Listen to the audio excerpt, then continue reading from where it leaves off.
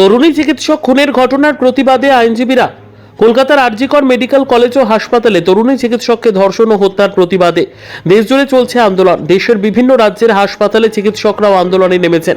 তাছাড়াও বিভিন্ন রাজনৈতিক দল, বিভিন্ন স্বেচ্ছাসেবী সংগঠন ও সাধারণ মানুষও প্রকৃত দোষীদের ফাঁসির দাবিতে পথে নেমেছেন।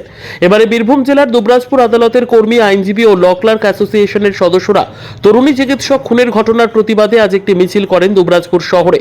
এদিন দুবরাজপুর আদালত প্রাঙ্গণ থেকে শুরু করে দুবরাজপুর শহর পরিক্রমা করেন তারা। তারপর পুনরায় আদালত প্রাঙ্গণে এসে উই ওয়ান্ট জাস্টিস স্লোগান তোলেন তারা।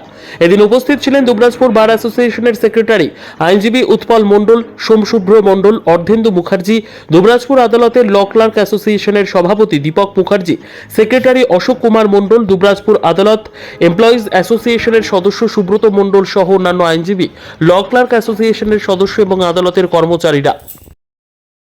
আজকে আমরা মূলত রাস্তায় নেমেছি যে আরজিকর কাণ্ডে একজন লেডি ডক্টরকে যেভাবে ব্রুটালি রেপড এবং মার্ডার করা হয়েছে, তাদের সেই সমস্ত অপরাধীদের বিরুদ্ধে আজকে আমরা রাস্তায় নেমেছি। এবং শুধু তাই নয়, যারা প্রথম থেকে এই ঘটনা ধামাচাপা দেওয়ার চেষ্টা করেছে তাদের বিরুদ্ধেও আমরা রাস্তায় নেমেছি। এবং এই ঘটনায় যারা দোষী আছেন, আমাদের ইনভেস্টিগেশন এজেন্সির কাছে আবেদন যেন তারা খুব তাড়াতাড়ি নিরপেক্ষ তদন্ত করে দোষী ব্যক্তিদেরকে খুব তাড়াতাড়ির মধ্যে হেফাজতে নিয়ে বিচার শুরু করতে পারেন। এবং যাতে নির্যাতিতার পরিবার যারা আছেন তাদেরকেও আমরা সেফটি সিকিউরিটির জন্য আবেদন জানাচ্ছি রাজ্য সরকারের কাছে এবং যে সমস্ত অ্যাডমিনিস্ট্রেশন আছে তাদের কাছে।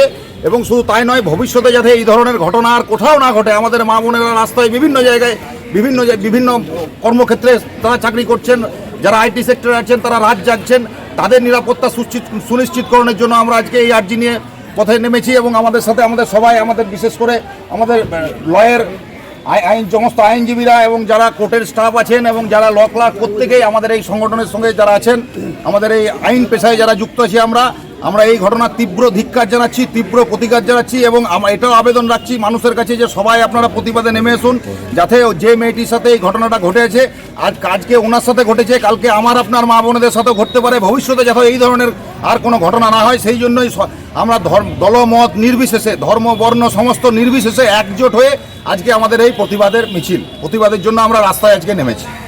আপনার নামটা? আমার নাম সোমশুভ্র মণ্ডল, অ্যাডভোকেট, দুবরাজপুর কোর্ট।